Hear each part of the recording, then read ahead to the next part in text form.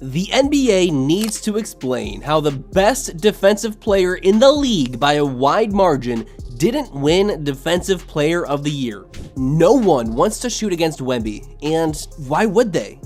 He just walked into the league as the best shot blocker in the NBA, and it isn't even close. Victor Wembanyama finished the season with 3.6 blocks per game. Again, 3.6 blocks per game. That is the most in the NBA since Hassan Whiteside's 3.68 in 2015-16. And the difference is, Wemby's actually a good defensive player, not just a blockhound.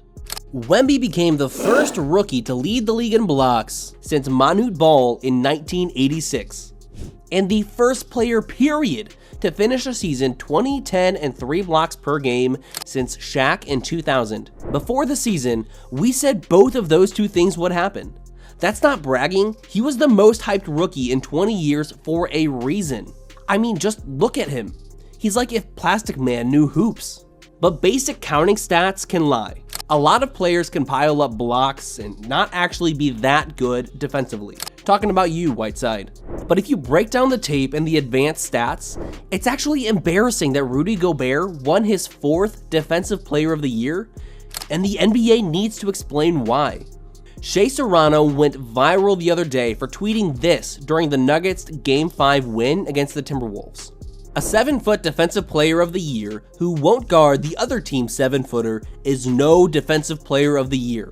It's not the best take on a guy who's pretty well respected in NBA circles. The Timberwolves have consistently been putting Rudy on Aaron Gordon instead of Jokic because it allows the stifled tower to defend drives to the basket.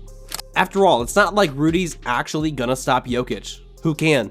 Jokic has matched up against Anthony Davis, Bam Adebayo, and Anthony Davis again in his last 3 playoff series.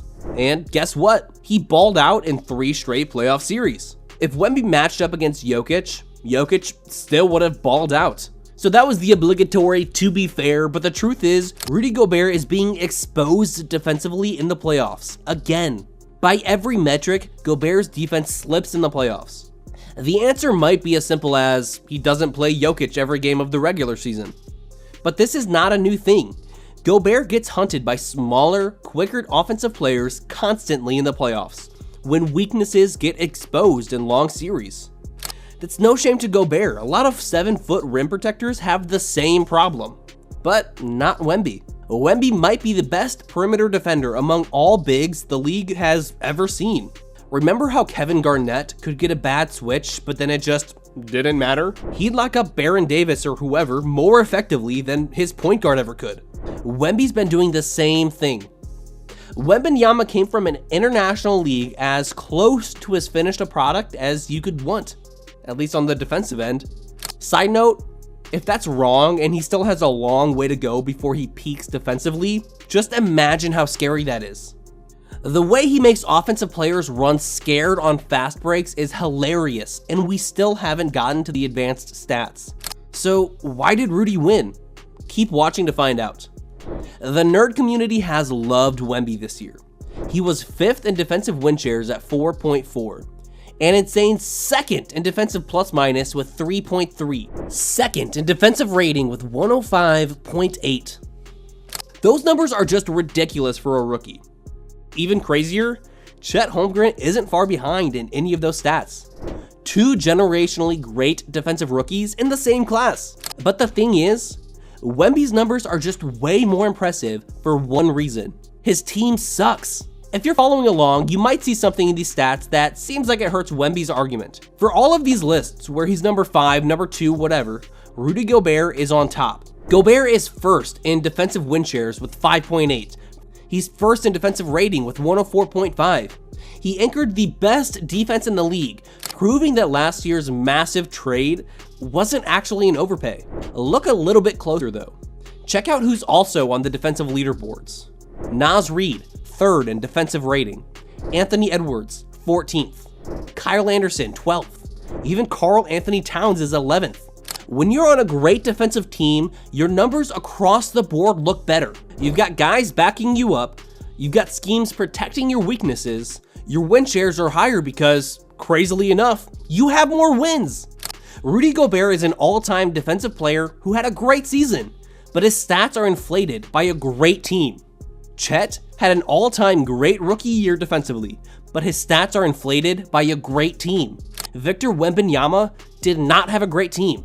To be able to have the advanced stats that he did while winning 22 games is a testament to how dominant he is single-handedly. He's surrounded by players who might be 8th guys on play-in teams, and yet you wouldn't know from his defensive advanced numbers. That's just impossible. But the thing is, shouldn't winning 22 games keep you out of the awards race? Bill Simmons certainly thinks so. Winning should be the ultimate metric, and sometimes we lose sight of that. You know, the same case where like people are like, should Wemby be the defensive player of the year? It's like, no, his team sucks. We're not voting for Wemby for defensive player of the year. In a lot of cases, it makes sense. You're not voting for a player on a 22-win team for MVP. You're probably picking a guy from a good team to win 6th Man of the Year.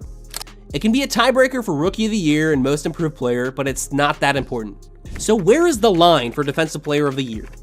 For Ryan Russillo, that line is Wemby. We're not voting for Wemby for defensive player of the year. Some of us aren't. Some of us aren't, apparently. So winning matters for MVP. We agree. Their defense, the Spurs defense sucks. They can't have the defensive player of the year. They're like a bottom 7 defense. Right, but imagine if they didn't have Wemby. That's like historically bottom 7 defense. So the question remains, what's the line? There has to exist a number. Yeah. Like if A-Rod had 100 home runs and 1,000 RBIs, you'd be like, sorry, you were 12 games out. You were 74 and 88, your team. Yeah. Well, if somebody had 100 homers in a season, I would hope they win the MVP. 1,000 RBIs. Do you think Wemby's having a 100 homer defensive player of the year season? That is the question, right? Did Wemby have a season so ridiculous on the defensive end, you have to give him defensive player of the year, no matter what? Let us know what you think in the comments. Shaq wanted to see a little more than just a block title. When you're 7'5", you're supposed to lead the league in blocks. Stop it. Okay, 7'1" guy who never led the league in blocks. The rest of the TNT crew had the same argument as Simmons and Russillo. The only thing that I will say about Wemby's case is Rudy's doing it on the best defensive team in the league. And so do you give the Defensive Player of the Year award to a guy that is on one of the worst defensive teams in the league? Do you reward Gobert for anchoring the best defense? Or do you acknowledge that Wemby's doing virtually the same as Rudy with no help? A former Defensive Player of the Year had a few words. Draymond Green came out and said that he understands Wemby, why he's up for Defensive Player of the Year. Another the amount of times we see 2-on-1s and they pull out, they refuse to even try and It's clear that Wemby had the better individual defensive season, or at least the more impressive one. So maybe Gobert won because he's on a better team, but really, that's not the actual reason Wemby couldn't win. It's actually way simpler than that. Victor Wembanyama is a rookie. No rookie has ever won Defensive Player of the Year, and NBA voters were scared to make him the first. Now, rookies don't get a lot of awards, understandably. Tim Duncan was the last guy to make first team as a rookie way back in 1998.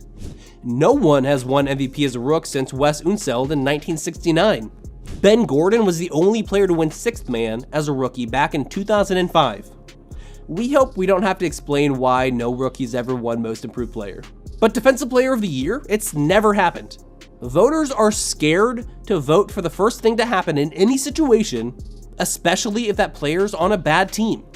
So instead, they voted Rudy Gobert to join Ben Wallace and Dikembe Mutombo as the only players with 4 Defensive Player of the Year trophies. That's 2 Hall of Famers. They are more comfortable saying Gobert is on par with Hall of Famers than they are saying Wemby had a historically great rookie season. The best defensive rookie season we've seen since the merger. It's no big deal though. A few years from now, Wemby's legacy will speak for itself. Do you think a player on a bad team can win Defensive Player of the Year? Did Wemby get robbed, or are people just overreacting because Rudy got cooked by the best player in the league? Let us know in the comments, then watch one of these videos next. Listen to The Wrong Opinion, useless NBA trivia, and garbage rankings for more NBA content.